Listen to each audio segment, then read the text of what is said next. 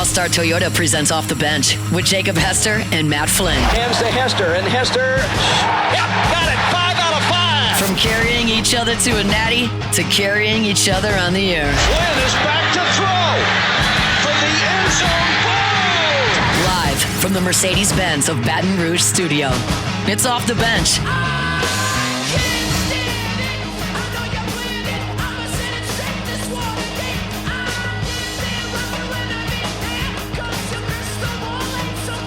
All right, welcome back in OTB 104.5 ESPN Baton Rouge. It is Tuesday. It is 9 a.m., so you know we're going to catch up now with our guy, Nick Underhill, NewOrleans.football. That is the site. It is your go-to place for the latest and greatest. Nick, what's going on, man? How you doing this week?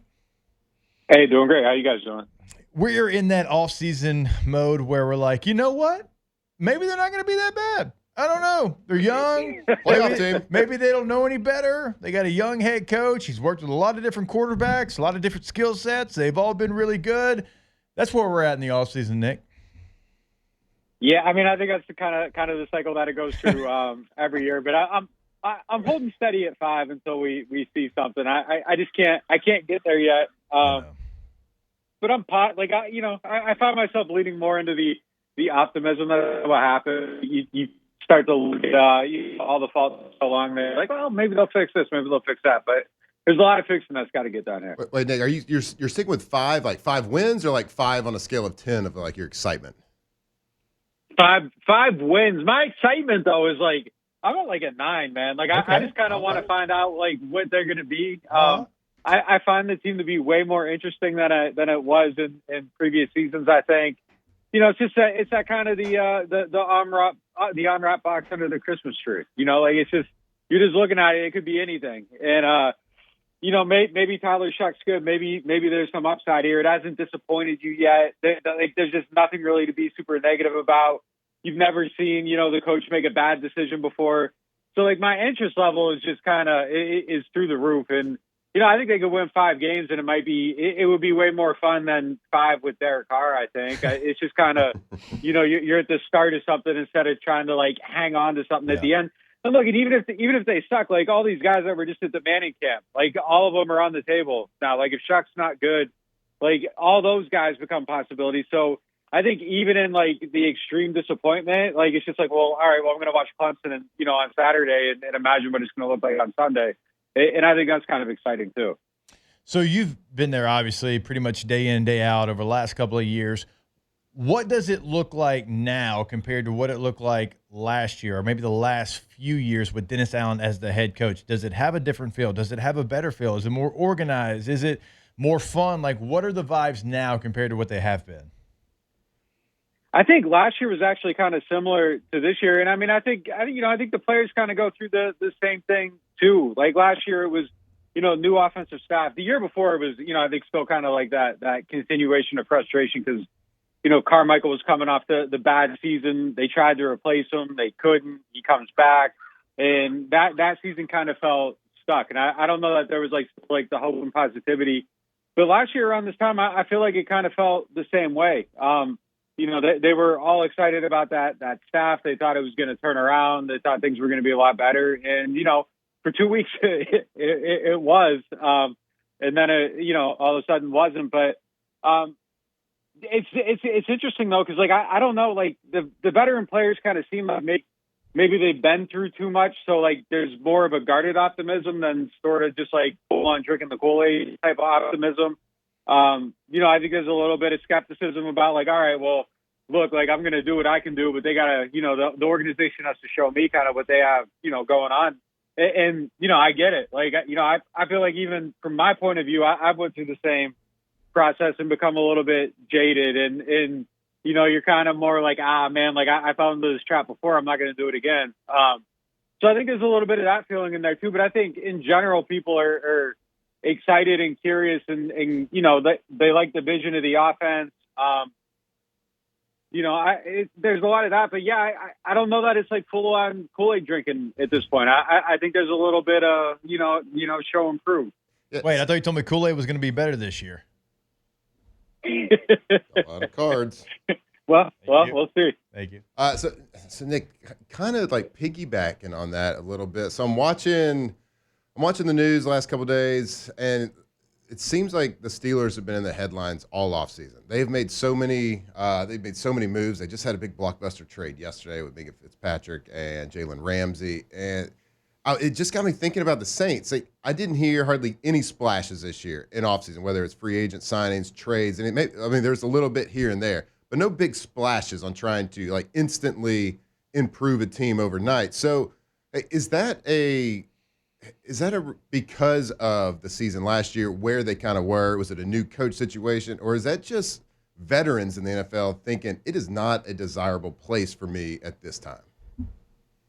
I think it's both. I think it's definitely both those things. As far as trying to attract the free agents, I think if Derek Carr's retirement had been a thing in March, I doubt Justin Reed's here. I doubt Tyrann Mathieu takes a pay cut. I doubt Cam Jordan's is willing to do what he's willing to do to stick around. Like, I think a lot of stuff this offseason plays out completely differently if they knew that, because all of a sudden, like, now there really isn't a chance to win. And then beyond that, where they're at now, if you're Jalen Ramsey, like, this isn't where you want to go. You saw the video with Aaron Rodgers where he was up on the stage like, yeah, I would never, like, there's no way I'd go play for the Saints. I don't know where he was at, but somebody asked him that and he answered it. I think that's just kind of reflective of where they're at right now. Like, this isn't a place where you're looking to go to try to win right now. I think it's a major rebuild. Organizationally, every time there's one of these guys out there, like, I try to reach out, find out, hey, look, like, anybody looking at him, if they reached out about him.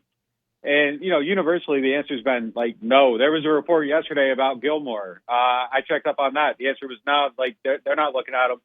So, like, I think they're kind of at a place where they just want to find out what they have, and either they have answers or they don't. And I think they're trying to do this build, sort of the right way and not be reckless about anything or try to put too much weight on trying to win this season. Because, I think realistically, like, if you look at it, I mean, there's not a chance to be a real winning team right now. And, what's the value of getting from, let's say they are a 5-win team and you go out and you add some veteran that's going to help you get the 6.5, 7 wins. Like, what's the value in that? Like, now you're just kind of lowering yourself in the draft and you kind of got to weigh both things. You want to build your culture. You want to have some success. I think having success helps you build that culture. I think you have to be, like, mindful of all that stuff, but, like, trying to spend money and assets on, like, trying to improve a team that's not going anywhere currently, I don't think it's the right way to do it. Like, I think you got to find out what your answers are. I think there's a lot of unknowns on this team. Let that stuff reveal itself this year, and then I think next year you start trying to add to what's good, get rid of what isn't, and go from there. But I think it's both those things. I think they're kind of, I don't want to say foot off the gas, but they aren't pressing on it like they have in the past where they felt like the NFC South was attainable. And at the same time, I don't think there's many veterans trying to get into this vehicle right now. Where are you most worried on the defensive side of the football? Because I think we know a lot of the offensive issues, but what about on the other side? Yeah, I'm curious what you guys think, too. Like, for me, it's the pass rush, like 100%. Yeah. I just don't feel like they have a top-end answer. I feel like they have, like, two good, like, B answers at that position. I like Brian Brzee as a pass rusher. I think he's got to play the run a lot better. I'm going to be interested to see how that kind of, works out with this staff and how they view him, since they don't really have anything invested in him. But I'm extremely worried about that aspect of it. And then if the corners are a tick worse than they were last year, I think that becomes even harder to get, pressures into sacks. So yeah, I'm real worried about that one. And with that big investment, like, hopefully Chase Young gives you a little bit of something, but I think no matter what happens, that's need number one on the list next year, assuming quarterback isn't a disaster. And, it could be need 2 as well. I think there's still just major questions there. Nick, did Tyler Shuck, did he hire a Louisiana PR firm to run his off-season campaign of just absolutely endearing himself to every single Louisiana? Like, he's done everything. And then, of course, this past weekend shows up at the Manning Passing Academy, gets rave reviews from him. Peyton Manning's doing interviews on the Pat McAfee show talking about Shuck coming down. So, like, he's doing everything. Is there anything? Has there been one misstep from Tyler Shuck this offseason? I don't know. I don't think so, man. Like he just seems to have like studied everything that went wrong with the previous quarterback and Almost is doing too the perfect opposite right now, I feel like. Yeah, I mean that would be my that would be my criticism is like this almost feels like too calculated, like too much. But like yeah, he's making all the right moves, says all the right things. I think him being a little bit older too, like plays into him coming in here like the right way, understanding where he's at with it and everything. I think there's like a maturity to it. But look, like even if it is like a plan and it's kind of coming from like whatever, like if he's game planning how he's coming into a city, like I like what that says about how he approaches things in general, being a smart, calculated, thought out individual. Like I feel like that's going to translate into his actual job. I like him. I like how he's handling things. I like everything that he says. I like what he's doing. He just seems, I don't know, he just seems smart. And look, I think there's like a genuineness to it too. Like, even if you are kind of sitting down planning that stuff out, like it's coming from like a place of understanding and wanting.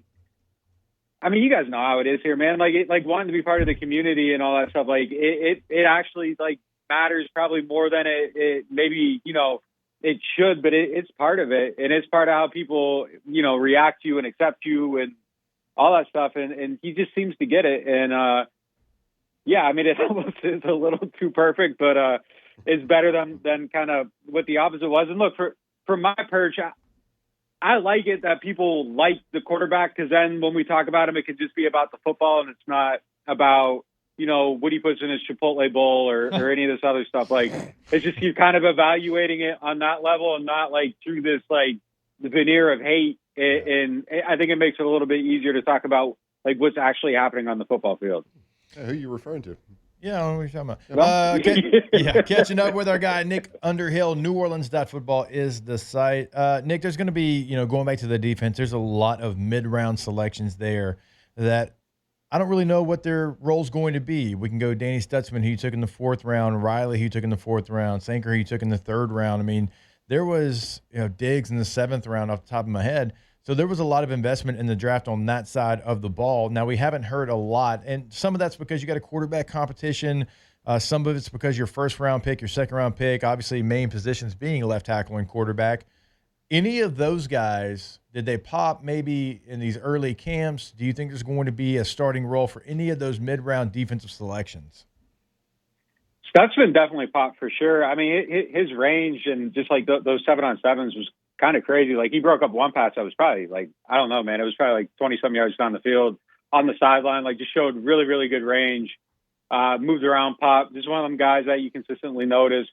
Sanker had a nice pick in one of the mini camp practices. Jumped the route from Rattler, kind of like cut underneath. They showed good vision, anticipation there. I'm interested in what they're going to do at safety. Like the rotation at minicamp was kind of weird to me.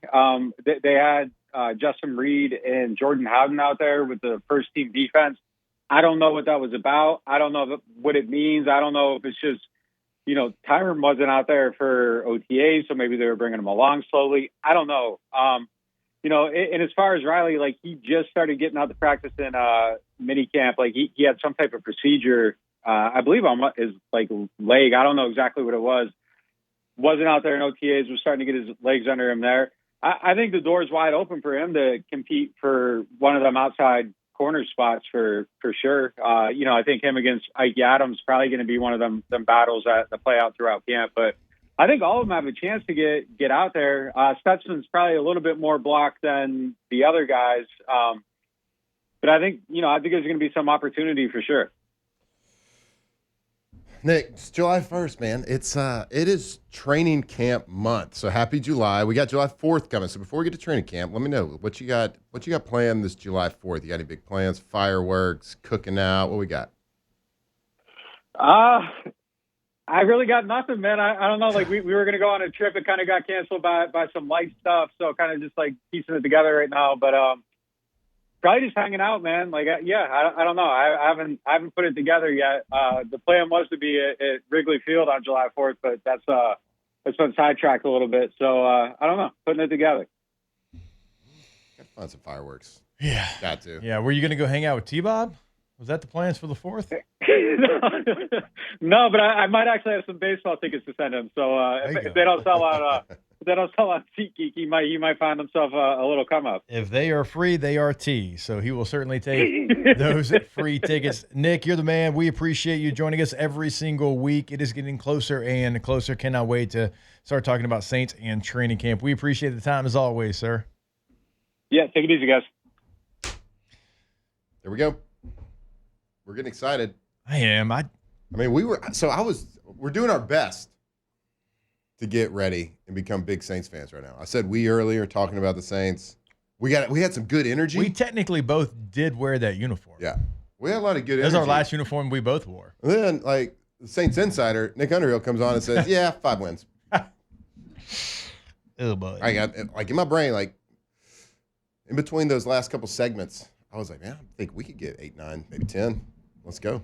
Underdogs, maybe win a couple at the end. If you get 7 or 8, it's a good year. Would you rather Beat the Falcons, have maybe?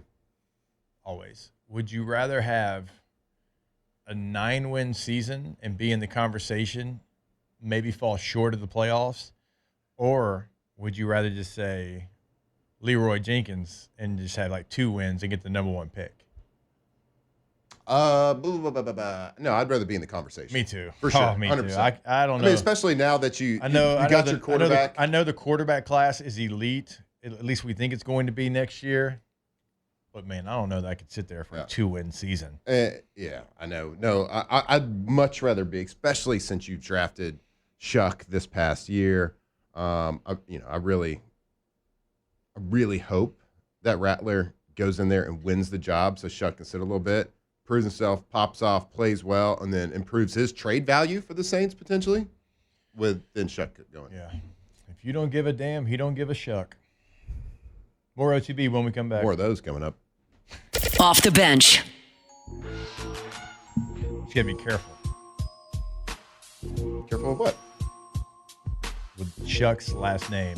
Go to All-Star Toyota of Baton Rouge.com. Check out what you can buy new, what you can lease, what you can rent. Everything is available, no matter what it is. If they offer it new, they offer it in both the leasing and rental department. Per day rental prices there at All-Star. So if you've got a summer vacation, if you've still got one last trip there for volleyball, baseball, softball, whatever it might be, go ahead and rent a Toyota today. Go to the website, call Miss Lisa Sessions. That website, allstartoyotaofbatonrouge.com. They are conveniently located on Airline near Goodwood, but guess what? You don't even have to show up to see what they have on the lot. Go to their website, see what they have on the lot, see which cars, if you are in the market, go see what they got. And you're driving your old car, see what the trade-in value. Start that process on the website. Go see how they can help you today. All-Star Toyota of BatonRouge.com.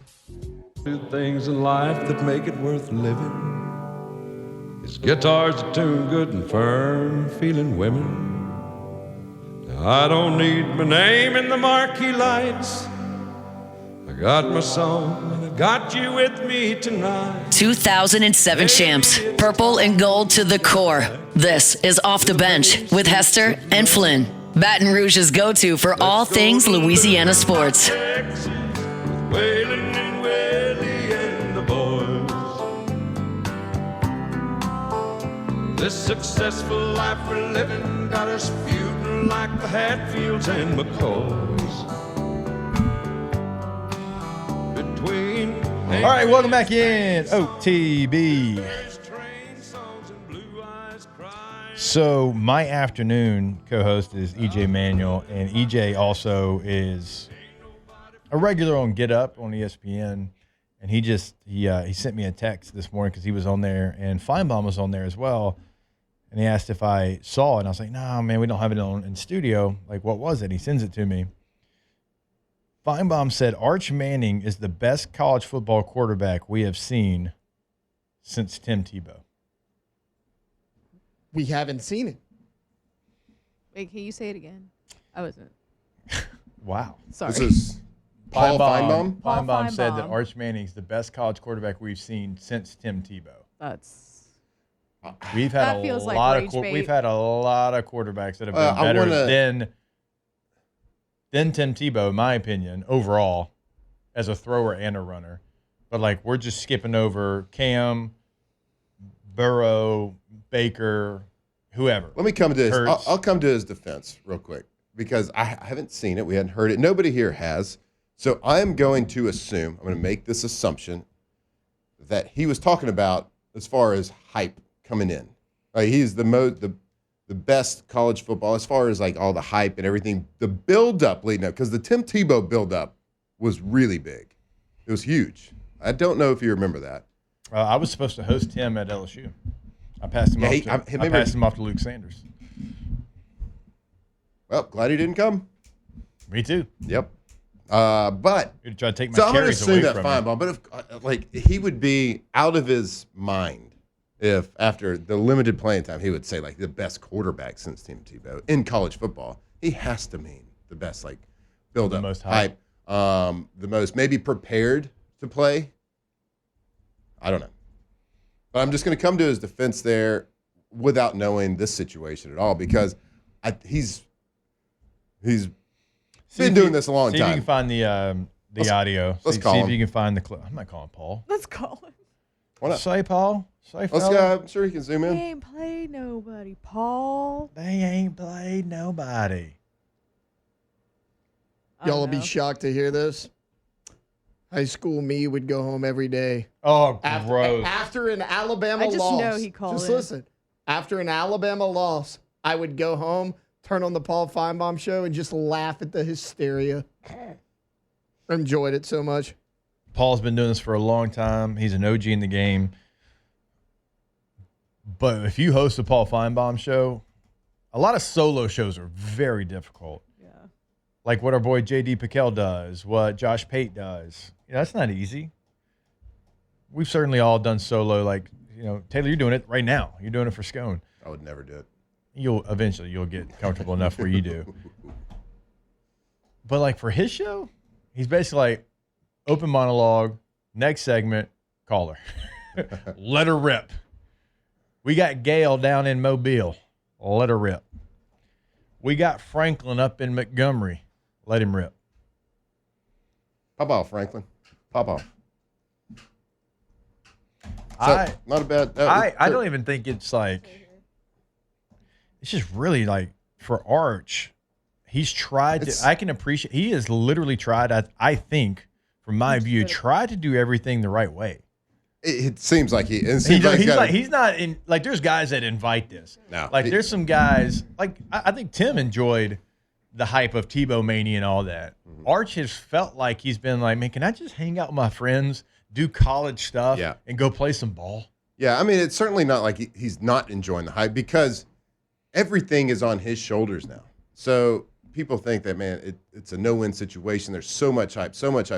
Well, it can turn into a really good thing. Go and beat Ohio State game 1. Yeah. You're going to be the favorite for the Heisman because of that hype. Yeah. Now, with that being said, if he underperforms, it's going to be it's going to go one way or the other. Yeah. It's going to be he's the greatest of all time or this guy's awful. All right, let's see what kind of context we can get from this. Here is Paul Finebaum earlier today on Get Up. Finebaum, what are your expectations for Arch? The absolute roof. I think there's a reasonably good chance that Arch Manning will be sitting on the front row in New York at the Heisman ceremony. That's assuming that his team does what it's supposed to do and compete for not only the SEC, but for the national championship. And I really believe they will.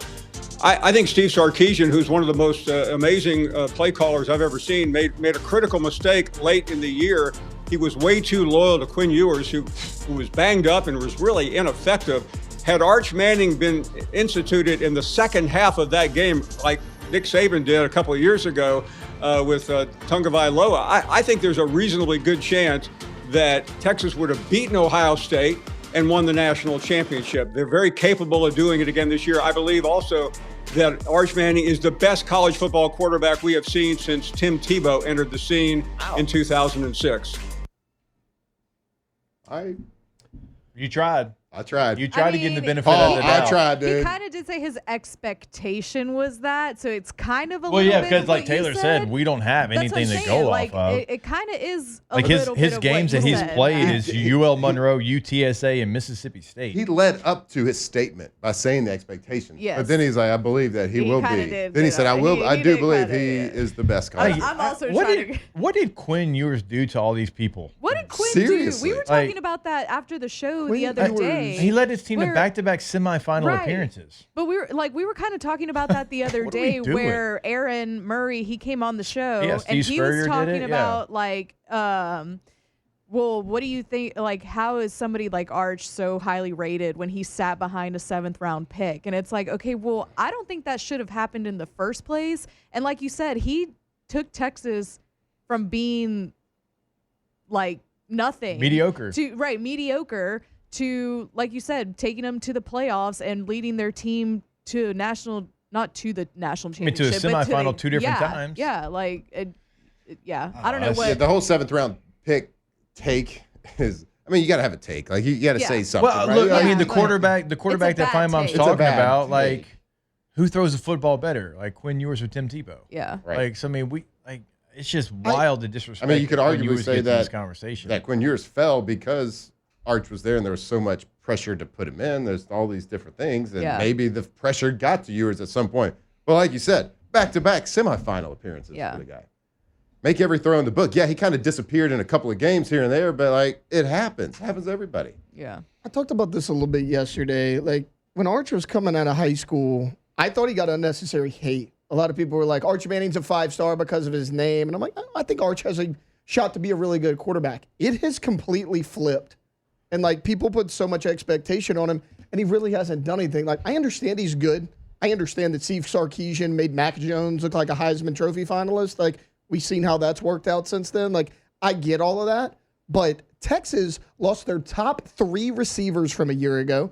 They lost their left tackle, who's going to be the starter for the Saints. He was a first-round pick. They lost 2 of their 3 running backs from a year ago. Like, I think Arch is going to be good, but, like, let's pump the brakes here a little bit. Like, this Texas team has to replace a ton. Now, he did it in 24 because they had to replace a ton from the year before. But, like, you got to do it again. You got to go out there and show me something before we're going to anoint these guys like the best in the SEC. Not just Arch, but Texas as a whole. And if anybody's set up to like go out and prove it, it would be him. He's got the Yes. skill set. He's on the team. He's got the play caller, everything. But like, I think even the Mannings would tell you, hey, let the kid go prove it. Yeah. Right. I think that's what they would prefer happen from the public opinion, Well, but it's not. I feel like it kind of sucks too for Arch because he's not the one that's out here being No. like, "Oh, I'm the Like best." I said, I think he's like, doing yeah. everything the right way. Yeah, He's and trying to deflect it. Everyone's kind of like setting him up for failure because you're hyping him up so much, and obviously there are going to be bumps in the road on the way there, and everyone's going to be like, "See, he was overrated the entire time," and it's like, Yep. I mean, kind of just because like y'all crowned him this before we even saw anything from him. It's going to be Let him go up fascinating. there in Columbus week 1 and lose, which right now I think they're going to. I think Ohio State does win that game. But like, let's say Arch goes up there, 1 touchdown, 2 picks. Ohio State wins about 2 touchdowns. They're gonna crucify the kid. Mm-hmm. I mean, they are. The quarterback and head coach for every football team always gets unnecessary praise, undeserved praise, but he also gets undeserved blame all the time as well. That's the nature of the beast. Arch is like that, magnified by like 1,000. So he's going to get, if he plays well, he's going to get way more praise than he deserves. And if he plays bad, he's going to get way less than he deserves. When you look at what Quinn was last year, going back to Quinn Ewers, he threw for 3,500 yards, completed 66% of his passes, 31 touchdowns to 12 interceptions. And so I have a problem, I guess. This isn't even necessarily like what Finebaum said about Arch is wild, just because like you're skipping over generational quarterbacks. But also, like, I don't know why, but I just feel like I got to stick up for Quinn Ewers because he was a good, solid college football player. You look at the stats, he was tough. He came back from injuries multiple times. He humbled himself. He went to Ohio State for the money, said, that's not me. I want to play at Texas. What am I doing? You know, gets rid of the mullet, comes back down to Texas and like tries to make everything about football. He goes out there, plays pretty well. Like him talking about, oh, if Arch Manning comes into the game, then Ohio State might not win a national championship. Did y'all not see Jack Sawyer like free reign to the quarterback. Like, nobody touched him. I don't care if it was Cam Newton back there. It's going to be tough to escape that. Like, It's not like Quinn went and lost that game. On the fumble, you had one of the best rushers in college football last year unblocked with a clear path to the quarterback. I don't think I'm going to blame Quinn Ewers, who was leading his team down there, was on the goal line. They couldn't run it in. They tried to throw it, sack, fumble, ball goes the other way. And that one play, that was like the last play. Yeah. But I think we can all agree. We just said it. He's done it the right way. I think we're all going to be cheering for him. A Louisiana kid seems to do all the right things. Seems like he's got a good head on his shoulders. Let's cheer for him. I hope he comes in second place in the SEC every year he starts.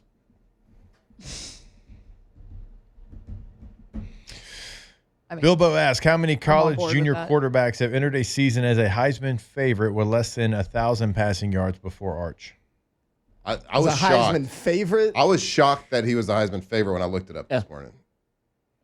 Well, that's what I was telling you. Like, it was Athlon's. The Athlon's magazine that comes out every summer. We're at Phil Steele magazine here. And they ranked Arch as the number one quarterback in the SEC coming into the season over Nuss.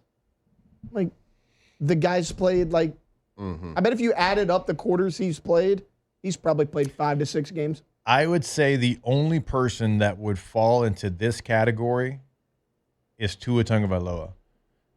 Remember, he came in, won a national championship coming into that game late, and then when he was entering the next season, he was a Heisman frontrunner coming into that year, which I also believe was his junior year. That's the only one I can think of. But you just mentioned it there. He accomplished more than Arch. He came in, he won that game. They were down double digits. Like, to Finebaum's point, if Arch would have come into that game against Ohio State, he would have led a comeback. Maybe we'd feel a little different. He didn't. All right, let's do this. Let's step away. Let's regroup. Wild behavior out there this morning on Get Up. More OTB when we jump back on 104.5 ESPN Baton Rouge. Off the bench. Now and anytime is always the perfect time to go for dose with a Dos Equis. Now, you think Paul Finebaum drinks Dos Equis? No, doesn't have the chest. There's going to be a lot of Dos Equis, as Flynn would say, eliminated here for the 4th of July, as they should be, celebrating, having a good time, hot dogs, hamburgers, the whole works, with a ice cold Dos Equis. But a lot of y'all are going out of town. You're going to the lake. You're going to the beach. We say it every day, toes in the sand, Dos Equis in hand. That is always going to be a winner. No matter the situation, Dos Equis is always the answer. Long time ago, our forefathers declared independence. The taxes were too high. Guess what? Not too high on Dos Equis. Go get yourself some Dos Equis. Go get a 12-pack, 24-pack, 48, whatever. Cool it down, ice it down, get you a lime, that cold Mexican lager. Go for dose with Dos Equis.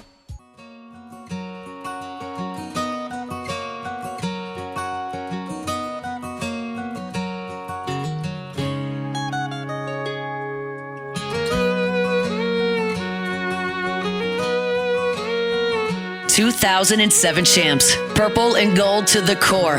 This is Off the Bench with Hester and Flynn, Baton Rouge's go-to for all things Louisiana sports. All right, welcome back in OTB. So we were supposed to have Roddy Jones. He's going to move to tomorrow.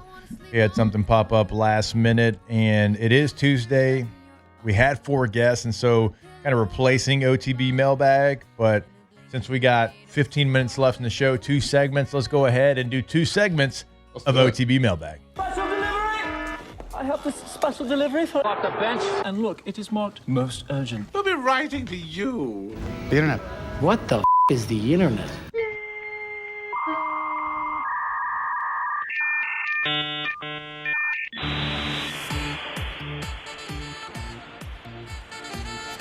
Hashtag OTB Mailbag. Build your ultimate July 4th plate.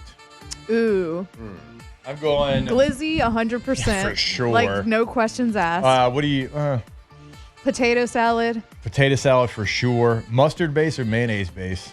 Oh, mustard base. Yeah, we usually mix. I like both, but... Yeah, we usually do. Victoria makes like a mix. She puts both in there. It's pretty good. Macaroni salad. Okay. See, I'm going a lot of protein. I'm going glizzy for sure. Yeah. Probably some mustard on that thing. Yeah, Depending on what we got for like. Mustard all up on it. Yeah, depending on what we have, at our disposal there. I'm going cheeseburger, fully dressed. I'm probably going like some kind of a fried onion ring, French fry, something with potato salad. I'm going or baked simple. beans too. God, it's gonna be a heavy plate. So bowl. I'm going dog too. Obviously, I'm going chili cheese dog. They come with a diaper. Bro, chili cheese dog is a top 5 Taylor food of all, easily. So you get them at the gas station?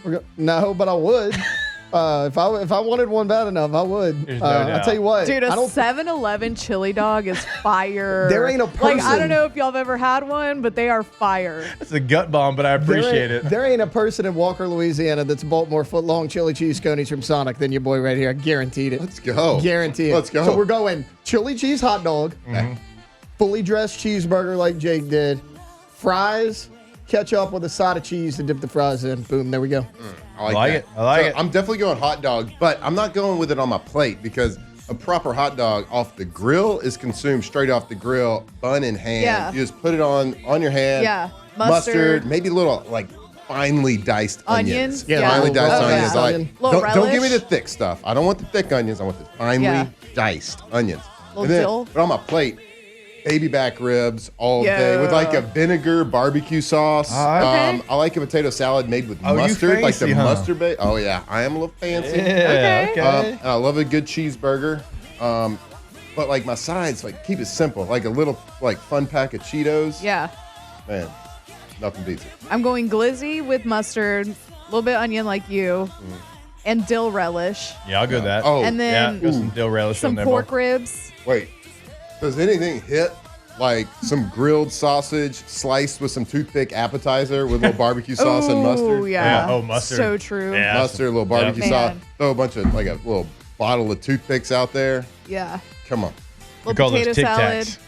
little macaroni salad, I don't know if just anything. plain ass ruffles. Just like that. Everybody's Plain chilling, ass having a good Plain time. ass Ruffles, the Ruffles. Ruffles hit on the They floor. hit. They French really onion do. dip. Oof. All right, we got to stop. Oof. want a chili Hashtag dog OTB so Mailbag. bad. Your car breaks down in Europe. You're on a family vacation. Where are you located and what's your first move? Wait, I mean, what's where the we- question? I don't really get it. I don't know what about my the first located move part. would be If I'm in car Europe, broke it's down. it's to go watch Premier League soccer. So I'm probably in England, unless Swansea would be up. Then I'd be in Wales. But I'm probably in England. The good part about Europe is there's always a train nearby. Yeah. So you can walk to a train station, go wherever you need to go. Wait, okay, so I don't know if I fully get the question. So you're in Europe. Yeah. With your family. Your car breaks down. Yes. He wants to know where you are and what are you doing. Yeah, like When why you're- you in Europe? Why am I in Europe? Probably vacationing, sipping on some wine in Italy. So I'm probably somewhere. Sipping on some sister. Yeah, that's a banger. Probably sipping on some wine somewhere in like the mountains in Italy. So I'm probably somewhere very like remote. Yep. Yeah. So I don't know what I'm gonna do. I'll probably just die. Then, Like. yeah, I don't know, Dad. Well, I Car can't breaks even- down. I'm done. So Car breaks over. down leads like to death. Yes. Like, that's Yeah. I mean, I can't even jumpstart my own car Yep. here in Baton Rouge, Louisiana. So. True. I would be so if I'm going to Europe, family, I'm going to drink some wine. So I'd probably be in like Italy, but I'd be around some wine. So Yeah. that's what I've done in the Yes, past. yeah. So if my car breaks down, if you're in the right area, like there's winery that's walkable wherever you are. Yeah, You just go there, true. and they might not speak a lick of English, but you just like speak real slow to them. They get it, right? Yeah. Do So- hand gestures. Hand gestures. Well, you go to give England, me you don't some worry about it. Bro, wine. down. I need wine. No. Just throw So O at the I'm end of somebody everything. that likes to like fix things on their car themselves within reason. So Yeah, like tell me you're from Walker. I'm a figure it out. If it's something I can't fix, it's a rental car anyways. I'm in Europe. Don't care. Call somebody to come get Yeah, it. y'all come pick Walk this to thing the- up. Walk to the next Yeah. spot. We're good. How often do you have to fix your lawnmower a lot? Yeah, actually.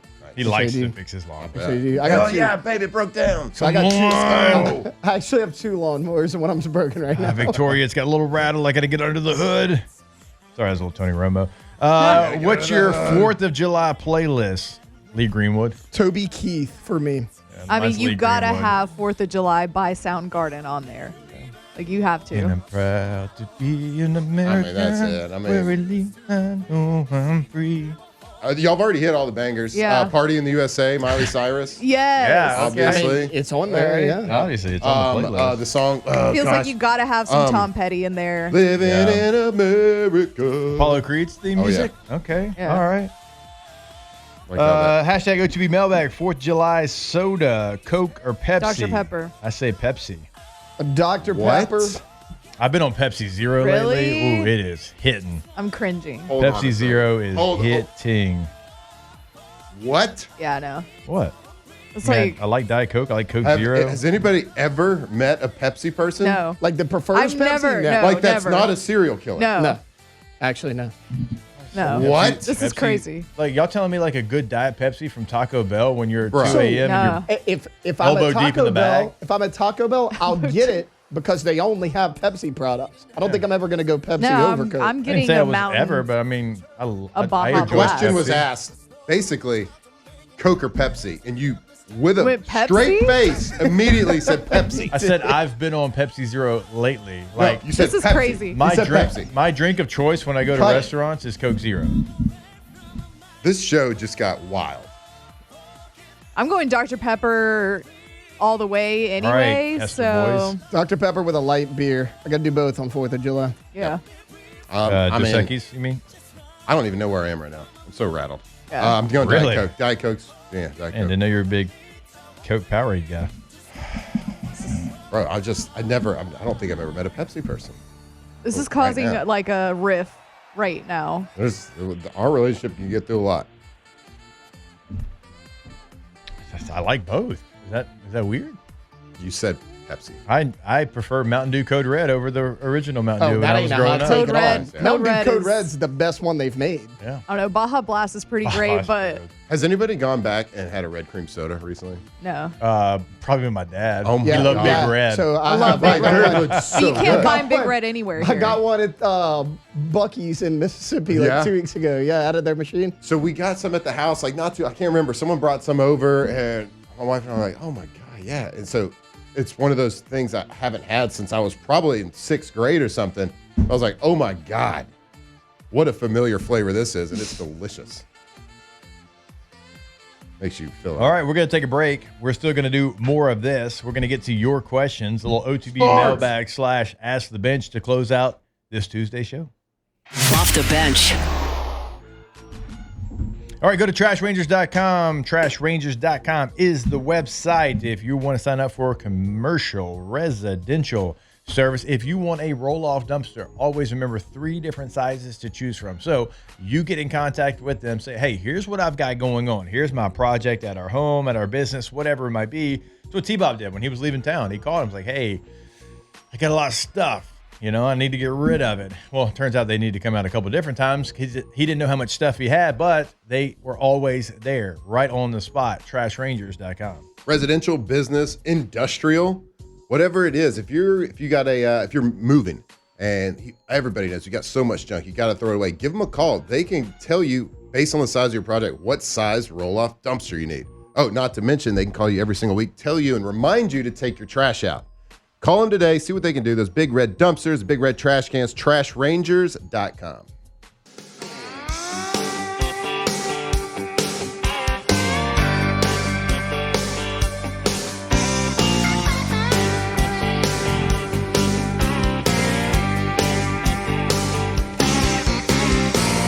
They were farm kids way down in Dixie, met in high school in the 60s. Everyone From players to legends, Hester and Flynn break down LSU football like only champions can.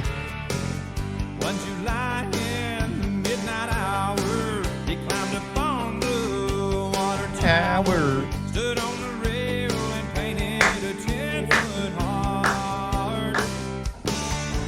In John Deere Green, on a hot summer night, he wrote Billy Bob loves Charlene. And let his feet high, and the hotel said that he should have used red, but it looked good to Charlene. In John Deere Green. Ah, Charlene. Come on, Charlene. That is love. That is Dang, girl. devotion. Yeah. Billy Bob's up there risking his life. Doesn't matter what color he's using. If he falls, he's done. It's all about you, Charlene. Oh, Billy Bob and Charlene made it.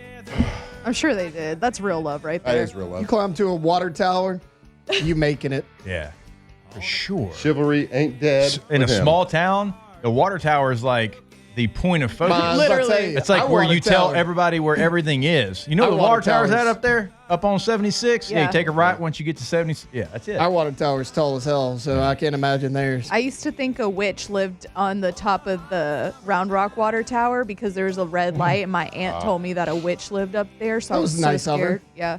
I was so scared of the water tower.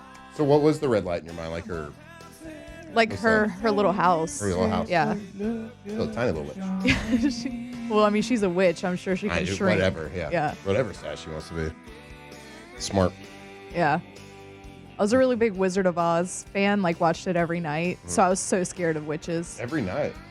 What is your favorite firework to shoot? Roman candles at my brother's. Saturn missile, the little one that goes. I tend to stay away from them because I like my extremities on my Victoria body. got shot in the eye with fireworks. She was a kid. She's like, she don't do them now. Snakes and sparklers. Yeah, but where's the good stuff? Where's the good stuff? Whisker D's, Whisker Dance. Ask the bench, which LSU player jersey would you most want to own? We'll answer that on tomorrow's show. That's called a radio tease. Off the bench. Go to All-Star Toyota of Baton Rouge.com. Buying new, leasing, renting. Go check out what they have. Sequoia full-size SUV, the Highlander midsize SUV, the Tundra truck, the Tacoma truck, the Sienna minivan. They've got something for everybody and multiple in each category. You're not going to find that anywhere else. A lot of times you got like, hey, here's all we have. We have one truck. We have maybe one midsize SUV, maybe one sedan. Not the case over at All-Star Toyota. And you can buy it new. You can lease it, and you can rent it. Again, per-day rental prices. Call Miss Lisa Sessions today to reserve that rental. All-Star Toyota of Baton Rouge.com. Yeah, we're about at that midpoint of the summer, getting close to it. So if you're planning like one last family getaway, call them, see how they can help you. You don't want to put miles on your own car? Go rent a car. Call Miss Lisa Sessions. Get it done today. All-Star Toyota of Baton Rouge.com. All-Star Toyota, Baton Rouge.